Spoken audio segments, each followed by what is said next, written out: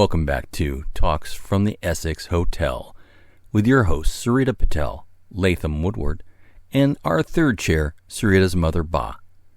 Enjoy the episode. Have you ever had whiplash? Have you ever been in a car accident or a bike accident and somebody says, "Oh my God, what happened to you?" And you're like, "Oh, I just had a little accident. It'll be fine." Whiplash has consequences beyond that moment after you fall down. You might not see the pain momentarily or quickly, but they will show up. So pay attention to that whiplash. So, Sarita, tell me what you think, like in your own personal life, what whiplash is. What does it mean to you other than the physical? Well, when I think about whiplash, I've been in a lot of car accidents. And for example, the first thing people say is, "Are you okay?" And typically I've said, "Yeah, I've been fine." That physical ailment that you might feel later on is whiplash. It's your doctor always says, pay attention to what happens later. And when I was thinking about that word whiplash as it related to something that I felt just a few weeks ago, it could be the breakup of a friendship. It could be the breakup with a spouse or a long-term boyfriend-girlfriend. It could be the loss of a job. What happens when you get laid off or you resign and you're not really thinking about how it alters your body, your life.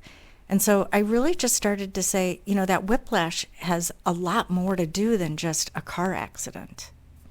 So earlier you mentioned to me, like after an accident, the ambulance driver would say, "Are you hurt?" Mm-hmm. And you're inclined to say no, right? But whiplash is also the same thing in emotional relationships and things like that, where you are hurt, but you just don't realize it, right? 100%. Yeah, you nailed it. You just don't know how hurt you are because you might be getting out of a situation that could have been a big train wreck. It could have been a huge accident. It maybe was a life change that you needed to have. And so you make it, but you really don't see the injury until later. You don't feel it until later, until your environment has completely changed. Yeah. I think it's a really important thing to talk about. So this could really affect anybody long term. Even before they even think about what happened, they reckon back to or hearken back to that incident, and they say to themselves, maybe this is what caused it. Maybe this is why I feel the way I do, but I've never been able to address it, right?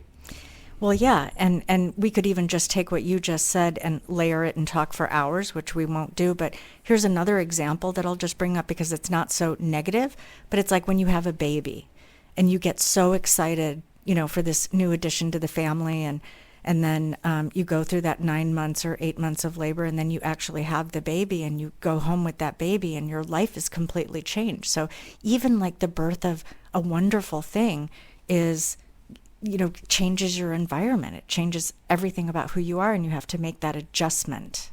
So postpartum is kind of whiplash, in a really weird way. Well, I remember when, after I had my baby, and my mood and just the way I walked around the world, to me seemed normal, but to a lot of people around me, they would say, "Are you okay? Are you okay?" And I remember saying, "Well, yeah, I'm okay, but my life has changed." And the first thing people recommended to me is that I go see my doctor and get on like postpartum medication. So I was immediately diagnosed with postpartum disease or diagnosis. And wouldn't you think the best advice would have been maybe you should go hang out with some moms who experience the same thing? That would seem to be my first stop rather than the meds. Well, yeah. And so I remember in my case, I said to my husband, I think I just need to be around some other women. Like, I don't know how to do any of this. I read the books, but I think I just need some company. And I don't know if it was his desire to just fix the fact that I was different. And so we all want something that's familial, even when there's times of change, I could generally say. So his first response to fix it was go see the doctor, and I'm sure there's some medications that will, balance your mood out. As I mentioned to you, sometimes men can just be dumb boys, right? Yeah, they can, but they don't know. They were just taught to fix things. So, we're not a show about psychiatry or psychology. We're a show about real life experiences. And Sarita in the Stream is based on her personal experiences. And if you have comments or you'd like to maybe suggest someone for the show, you can contact us at Latham, that's Latham, at Madmana, that's Madmana, studios.com, Latham at madmanastudios.com. Sarita, for other people, especially today, and I don't want to put a timestamp on this podcast, but we've recently had a big upheaval in the, political sphere. And I think there's a lot of people, especially where we are in this geographic neighborhood, there's a lot of whiplash. There is a lot of whiplash. And I think the sooner we realize that we are in that state, the quicker we are to actually having these conversations with our fellow human beings, because that is the way out of whiplash. Yeah, I think a lot of people just are very uncomfortable right now. Very uncomfortable. They don't know where they stand. They don't know who they are and where they are supposed to be. And I think a lot of people got on both teams, right? They both got very much entrenched in this game, this fight, And then when their team loses, they're like, oh, boy, that was awful. Why did I back that guy or that woman or whoever, So whiplash is multifaceted. And any other examples for you, like friendships, whiplash and friendships? I think women have interesting friendships always. They do. Well, you brought up a great example with the politics, and we all have been to basketball games, football games, hockey games, and when your team loses, you don't walk out with a big smile on your face. It's sort of like their side and our side. And I think it's absolutely what's happening in our world right now has affected our friendships deeply. And, for me, who has always been so joyful and complete when I have my good group of girlfriends, I've definitely noticed the divide hit that area of my community. There are girlfriends that I've known for 20, 25 years that I can barely even have a conversation with, maybe because I brought up a president in a good light just to ask a question, and I've all automatically been put in this category of voting for that person. So I have found that just asking a question or being curious about why somebody believes something is really important, because I think our belief system has been shaped by our groups, who we belong to, what we belong to. And if we took ourselves away from, say, that group, what do you believe in? Like, I think it's an opportunity for us to actually examine why we believe things and where it came from, all of us. Yeah, it's like I'm a father of a formerly teenage daughter, and so many girls, they find a tribe, they finally find a tribe. And boys too, they find their tribe, their group. And when a person in that tribe says, we're not down with you anymore, that's a big identity problem for a lot of people. And the whiplash on that can be severe, because you go into a PTSD kind of thing. And I think that's a equivalency here, right? Well, yeah, I'm glad you brought that up with your daughter, because, just for example, when I moved to California from Chicago, the first thing I did was find a group of girls that I could be friends with. And that was a group that I've been friends with for over 25 years. But in the last couple of years, based on some things that have happened in our political arena, economics, a couple of girlfriends got super wealthy, a couple of girls were going through a divorce, life changes. And so when your life changes, and it can affect your group. And in my situation, I was no longer married. I no longer had a steady job. I just wasn't doing the same things that we used to do. Pretty simple. But I was shocked at how quickly I was left out of that group. It was like either I didn't fit in or wasn't useful. And, I'm just trying to say this in the best way I can. But when I really realized that I was no longer a part of that group, I thought, well, I'm not going to have any friends anymore. And so, yeah, it was a lot of PTSD. And I think more people are experiencing that than we may discuss. And that goes for family, right, too, especially with the political climate. And, you're watching YouTube or something, and all these people have, they're not having Thanksgiving dinner or Christmas dinner with certain people because they have different beliefs. I grew up in a family of conservatives and hardcore, I call them East Coast Democrats, which are pretty conservative in their own right, but it doesn't exist anymore. And we would have, I wasn't part of them because I was a little kid, but just a lot of alcohol involved, a lot of spirited conversations followed by charades. So, it was quickly forgotten, right? Because everyone knew they had a perspective. How about in your family? Anything like that? Or you want to talk about that? Well, that's a good one. And I don't know if you remember that famous painting by Norman Rockwell, The Thanksgiving Dinner.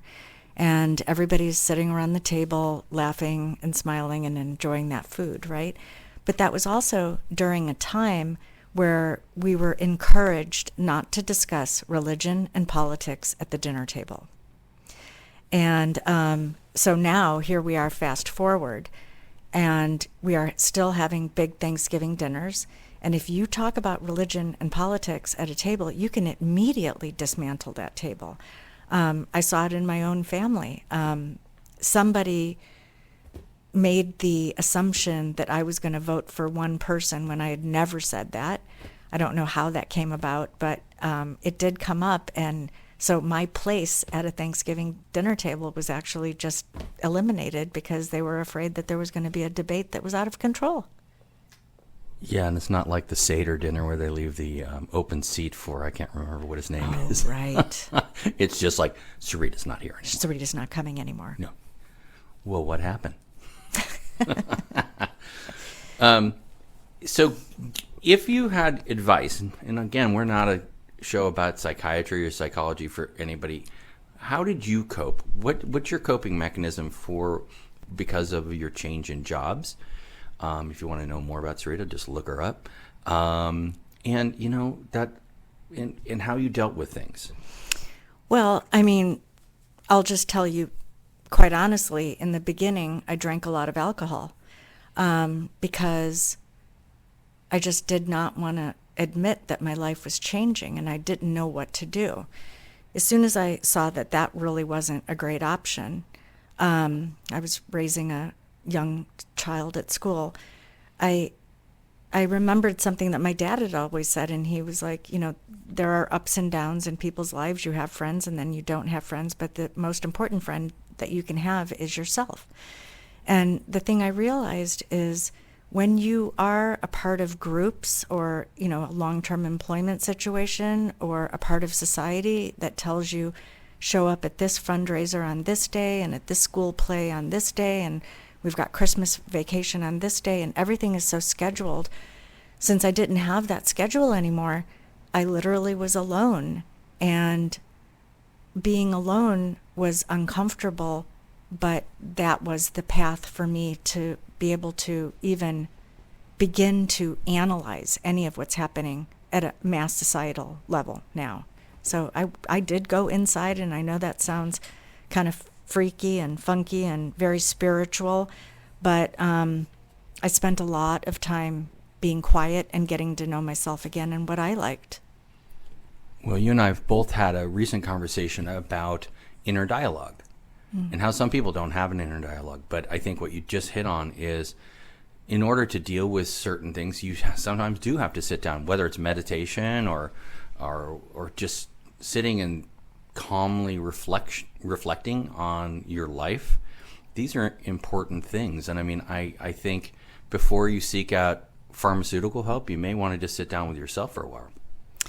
It's not a bad idea. I mean, when we were kids, we did have an opportunity to put toast in the toaster oven and then actually wait for the toast to pop up. We didn't have a device to check on. We could actually look out the window and see the birds or see what was growing in the garden. And so, in a way, the art of contemplation was built into how we lived.